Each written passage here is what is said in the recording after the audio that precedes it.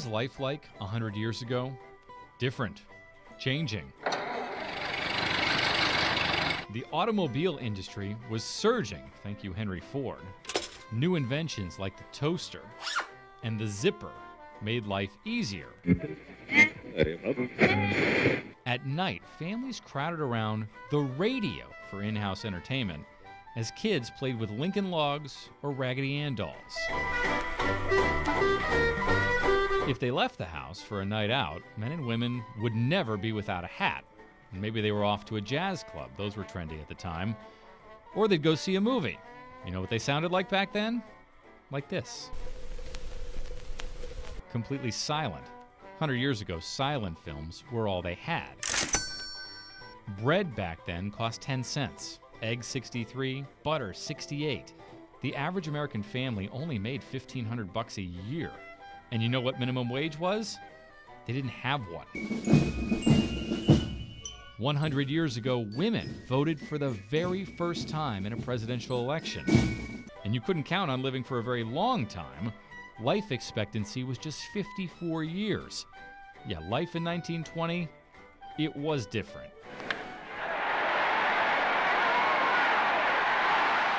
It was changing, including on the baseball field, where even though no one imagined it could ever happen, you were far less protected from a deadly injury than you ever would be today. From WZVN Fort Myers, I'm Jeff Butera, and this is Killer Fastball.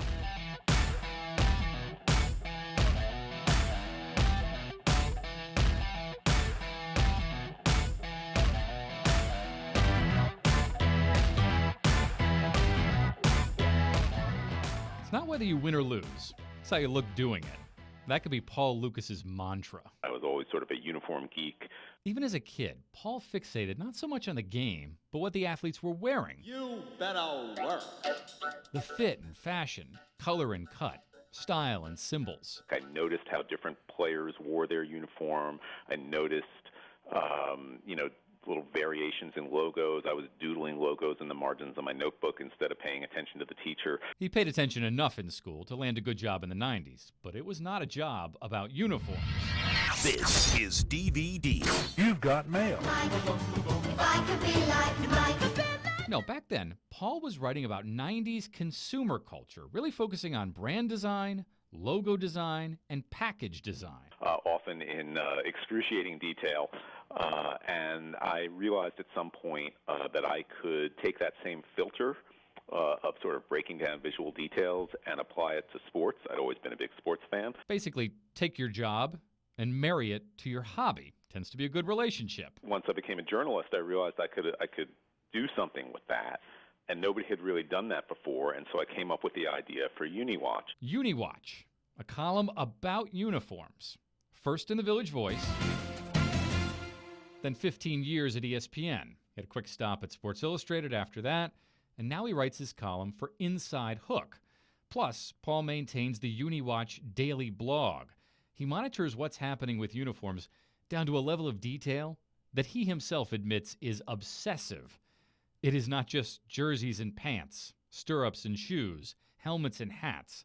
No, on the blog, Paul registers every last tweak, twist, or twirl in uniforms. That was meant to sort of fill the gaps in between the larger topics I addressed in the column. The idea of the daily blog was that it would be for really picky little stuff. Suffice it to say, I'm not sure there's a guy on the planet who knows more about what players wear than Paul. And the cool thing is, he knows the history of what players wore, too, which is why I called him for this podcast, to ask about what players were, and more importantly, were not wearing back in 1920. We'll get to that in a second. But let's start with what they were wearing, the uniforms. Tended to be worn at that point more loosely. They were baggier. They weren't tailored as tight. Yeah, picture pajamas, but a couple sizes too big. And then factor in two words that Paul said over and over again. They were heavy wool flannel. So imagine being out on an August day, and it was a day because there were no night games yet. And so you're playing, in the hot July or August heat in this heavy wool uniform, and I mean, it just had to be brutal. The caps were heavy wool, or a heavier wool than the modern ones we're used to seeing now. You had these heavy wool stockings. I think the words I'm emphasizing here are heavy and wool. And what I'm emphasizing here is post-game locker room smell. Yuck. But what I'm more interested in is something these players back in 1920 did not have on. So why were these guys not wearing helmets? Helmets basically hadn't been invented yet because plastics hadn't been invented yet, or at least not in any kind of mass-produced way. Basically, 100 years ago, the technology wasn't there yet. But it did make me think of that famous scene in the movie The Graduate, which was, at that point in time, still almost 50 years away. I just want to say one word to you. Just one word. Yes, sir. Are you listening? Yes, I am. Plastics. Plastics. Huge by the late 1960s. Not available for mass production in 1920. Meaning, these guys were standing in the batter's box just wearing their hats. That was it. A thin piece of fabric and the pitcher's ability to control his fastball, those were the only two things separating that batter's head from a 90-mile-an-hour heater. But let's be honest, too. It wasn't just a lack of mass production. There was something else at play. Welcome to the party, pal! None of these players in 1920 lived long enough to meet John McClane in Die Hard, but they fancied themselves the same kind of tough guy. Warriors, gladiators. Just this sort of code or mindset that a tough guy doesn't need that kind of protection. And there's a different example in baseball history that's very telling of this whole thing, and it proves the point. See, for the first couple decades of the sport, catchers didn't wear any kind of protection, no equipment. And remember, they are facing balls that bounce in the dirt. They're facing foul tips that ricochet off the bat, either of which could smack you in the face, or in the chest, or in your manhood. Yet baseball writer Harry Ellard writes about catchers of that era, quote, "We use no mattress on our hands, no cage upon our face. We stood right up and caught the ball with courage and with grace." The only protection the catchers had, they snuck under their uniform to avoid ridicule. Until the year 1907, when a catcher for the New York Giants named Roger Bresnahan wore upholstered shin guards outside his uniform. People could see them. The crowd's response when he did? They laughed at the guy. There was a macho code, even things like catcher's masks and umpire's masks, for the home plate umpire, which had come into vogue by that point, by the period we're talking about. There was resistance to them. There was the thought that a real man, a real player, wouldn't need that kind of protection. It really took a while before shin guards, a chest protector, and something to shield your face kind of became the norm. But they finally had caught on by the year 1920. One catcher back then, a guy named Muddy Rule, dubbed them the tools of ignorance, a phrase they still use today. But here is the thing about Muddy. He wasn't just famous for that saying. No, Muddy was behind the plate, wearing equipment, the day Carl Mays hit Ray Chapman in the head with a fastball. The day Chapman was not wearing a helmet. The day some consider baseball's darkest in history. Back in 1920, baseball was changing.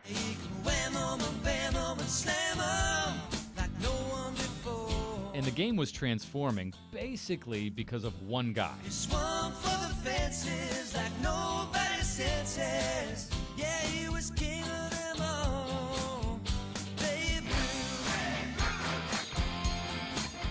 Babe Ruth. His real name was George Herman Ruth, but his legend spawned a million nicknames. You never heard of the Sultan of SWAT? The Titan of Terror. The Colossus of Clout? The Colossus of Clout. The King of Crash, man. All those nicknames the kids in the movie The Sandlot talk about, or just the Babe. So how do you get that one? Well, he'd grown up a troublemaker and got sent to the strict St. Mary's Industrial School for Boys in Baltimore. He was a gargantuan teenager and really good at baseball. Soon, word of his baseball prowess spread across the city. That's when a team owner in Baltimore named Jack Dunn signed him. But keep in mind, Ruth hadn't really been outside St. Mary's since he was 7 years old.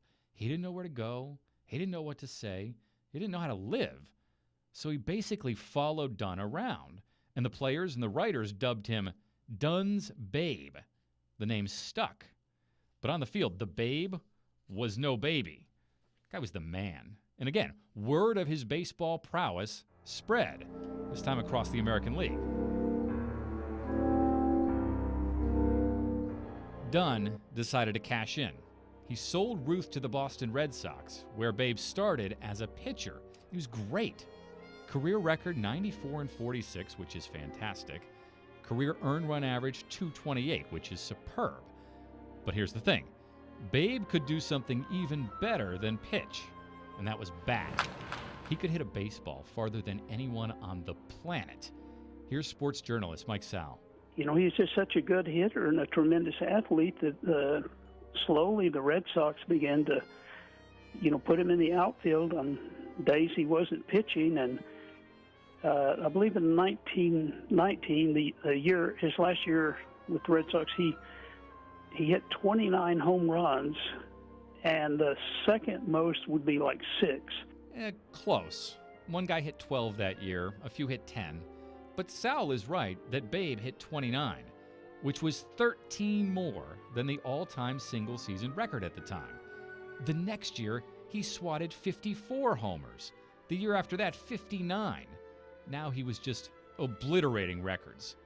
A season later, Babe had already hit more homers in his career than anyone in history.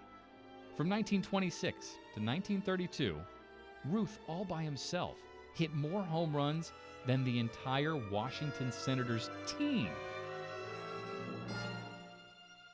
Babe Ruth was just such a dominant player. He was dominant. He was charismatic, too. His personality was as big as his 6-foot, 200-pound frame. He loved a good time. The fans loved him. And the game was changing because of him. I think 2 phrases explain the change perfectly. You know what they called baseball before Babe Ruth? The dead ball era. Dead. A game that was known for bunting, slap hitting, and very little power because the ball just wouldn't carry. A player back then named Wee Willie Keeler made famous the phrase, hit 'em where they ain't. We play inside ball. Hit 'em where they ain't. Well, they ain't over the fences, so that's where I hit them. That quote you just heard from the otherwise terrible 90s movie The Babe sums it up really well. When Ruth began hitting these Herculean shots out of the ballpark, owners realized something. Fans dug the long ball, so they made sure the baseball had some juice to it. They had the ball markers stitch the balls even tighter, and the live ball era was born. Live.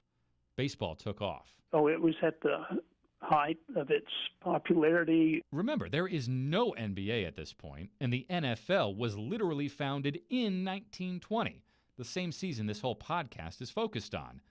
The biggest competition to baseball back then was probably boxing. Baseball just dominated the landscape, and it truly was the national pastime. In 1920, if you were a great athlete and you wanted to play professional sports and make money, you went into baseball. Oh, Mike Sowell said a very key word, money, because money plays a huge role in that 1920 season for Chapman's Indians, for Mays' Yankees, and for both their rivals, the Chicago White Sox. I'm going to start with the Yankees. You remember when Mike Sowell said this about Babe Ruth? I believe in 1919, his last year with the Red Sox, he hit 29 home runs, and the second most would be like 6. I had to slightly correct Mike on the second part, but he's correct about the first part. 1919 was Ruth's last year with the Red Sox, which of course begs the question, why on earth would Boston get rid of the Babe, the guy who was hitting more home runs than entire teams? No Nanette, that's all I hear. Well, legend has it that Red Sox owner Harry Frazee sold the Babe to the Yankees for $100,000 so he could finance a production of No Nanette at his theater. No, indeed. The story is pretty clever, but it's fiction. It's not really true. What is true is Frazee didn't really have enough money to be owning a Major League Baseball team. So when Ruth wanted to be paid like the best player in the game, which he was, Frazee flinched. Factor in Ruth drank, smoked, gambled, partied, caroused. He stayed out all night. He fought with the umpires. He fought with the manager. He fought with the owner. And Frazee just decided to ship him to New York in exchange for cash after the 1919 season. He basically decided Ruth wasn't worth the money or worth the hassle. And he was really, really wrong. Took 85 years before the Red Sox won another World Series after the Babe left. Back to Folk. Red Sox fans have longed to hear it. The Boston Red Sox are world champions. As for the Yankees, they hadn't won a World Series prior to the Ruth trade. But after the Ruth trade, they went on to become baseball's most successful franchise in history. 27 World Series crowns, including 7 with the Babe. In 1920, they were definitely one of the favorites for the American League pennant. They had Mays on the mound, they had Ruth at the bat, and they had a World Series on their mind. But to do it, they had to beat the defending American League champion White Sox, although the White Sox had a money issue of their own. 10 grand. Huh? Before the first game. Cash. What? You heard me. That's a clip from the movie 8 Men Out, depicting the 1919 White Sox, a team that famously threw the World Series. Gamblers paid them to tank the games so they could win big betting the other side. The Black Sox, as they came to be known, took the cash, in part because their owner, Charlie Comiskey, was famously cheap. Yeah, we were crooked.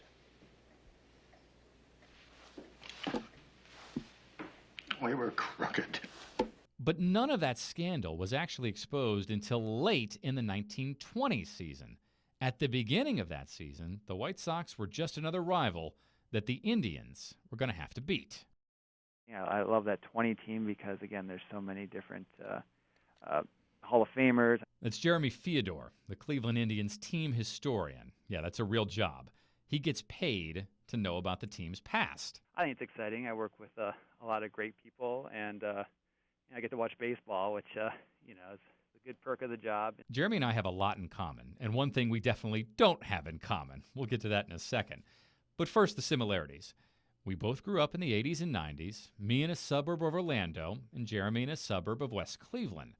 We are both baseball nuts with allegiances to historically bad teams, me to the Cubs and Jeremy to the Indians, who did have a resurgence back in the mid-90s. Yeah, I was a kid of the 90s, so growing up, my first real memories of the club are that 95 team that, have Tomey and Bell and Ramirez and all those great players that just kind of seem to steamroll their way through baseball. We also both love history.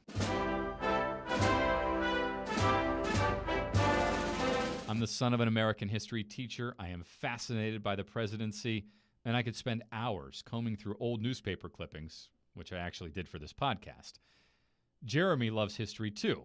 He majored in it at college.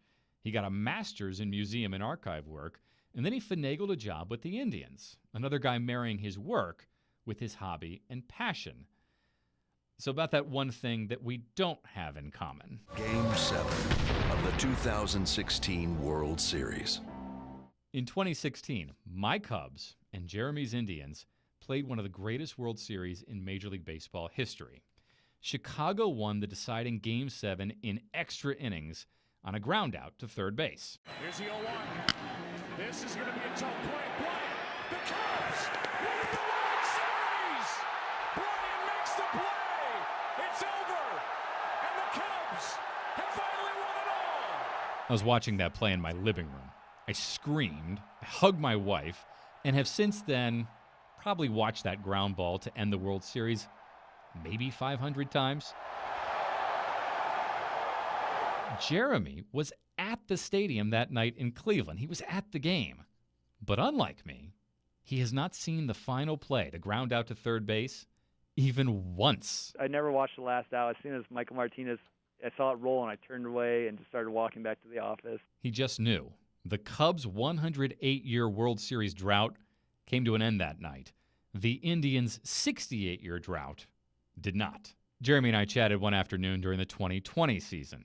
Ironically, the Cubs were back in Cleveland at the time for a 2-game series. I feel compelled to mention Chicago won both of those games. Early in the conversation, we started talking about how baseball history, in some ways, mirrors American history.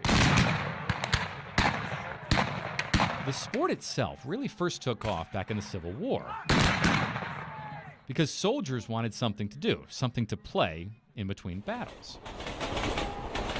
A professional league with teams spread out across the nation, that could only happen after the Industrial Revolution, where they had trains that could quickly move players from city to city to play the games. December 7th, 1941, a date which will live in infamy. Major League Baseball lost players during both of the World Wars as the players left their teams to fight for their country. But baseball gained players starting in 1947 when Jackie Robinson broke baseball's color barrier. Robinson dashes to the plate. You could really make the argument that baseball preceded the Civil Rights era. So I mentioned to Jeremy the parallel between American history and baseball history, and the fact that it reminds me of a speech in my favorite baseball movie. It makes me think of the scene in Field of Dreams where James Earl Jones's character talks about how baseball has marked the times. The one constant through all the years, Ray, has been baseball. America has rolled by like an army of steamrollers. It's been erased like a blackboard, rebuilt and erased again. But baseball has marked the time. It's a great speech, but apparently when you bring up baseball films to a guy from Cleveland, there is only one baseball film worth mentioning. Yeah, definitely. I'm more of a major league guy myself. I'm not sure any inspirational quotes in that. True to his roots, even in the movies, the Cleveland kid is rooting for the one about the Indians. He slides! He is safe! Safe! The Indians win it! The Indians win it! Oh my God, the Indians win it! He may prefer Major League, but still, Jeremy recognized what James Earl Jones's character in Field of Dreams was saying about baseball. Definitely is the constant, I think, that, it just brings a sense of normalcy. It was probably a coincidence that Jeremy used that word normalcy in our interview, but it is an incredibly important word back in 1920. America's present need is not heroic, but healing. Not nostrums, but normalcy. Normalcy. That year, presidential candidate Warren Harding was promising a return to it. In November, the American people elected him to deliver on it. The country was coming out of a world war, still mired in prohibition, and about to enter the roaring 20s. People wanted less stress at home. They wanted less conflict abroad, both around the country and in one city right there along the Cuyahoga River. In 1920, Cleveland's a city that's on the rise. It really was. Let me give you an example. In the mid-1800s, Cleveland had the 37th highest population in the United States, 37th. By 1910, the Ohio city had risen to 6th, which is an insane amount of growth. So what happened?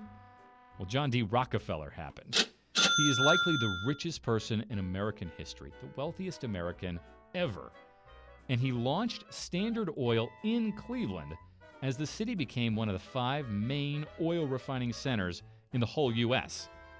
You remember I mentioned Euclid Avenue back in episode 1? It was Cleveland's Millionaire Row. Rockefeller had a mansion there too. He was a winner, and he had made Cleveland a winner in the process.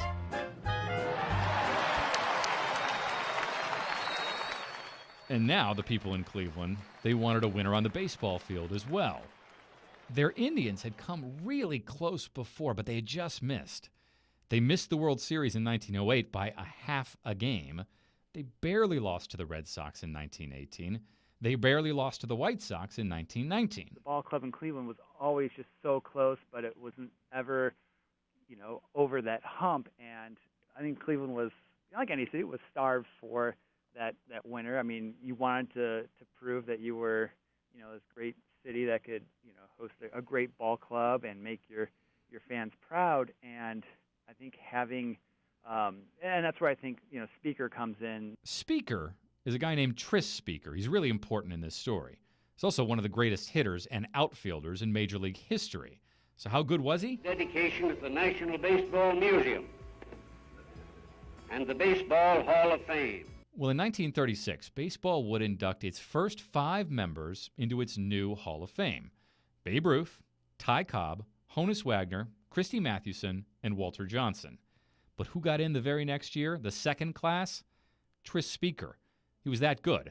Basically one of the top 10 players ever to that point in history. You have a player that's won a World Series before that knows what it takes, but also a guy that, can... I mean, he's one of the greatest center fielders of all time as well. So you get that kind of thrown into your lap, and you get a guy that can not only become a star player, but a pretty good manager as well. Speaker played his first 7 full seasons with the Red Sox, and he never hit below .308.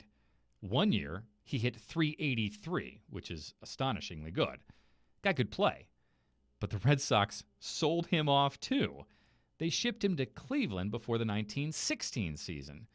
Soon, he was player-manager with the Indians, and he was paired up with his second-best player, his shortstop, a guy named Ray Chapman. There's certain guys that, maybe they're not, Mike Trout or Francisco Lindor, but they bring something to the team that, you just can't necessarily find on the stat sheet. Chapman was a good player on the field, but he was a great player to have in the dugout.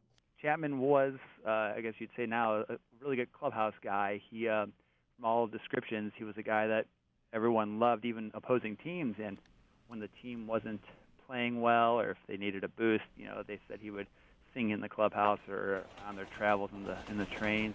That's why I want you, dear old pal of mine.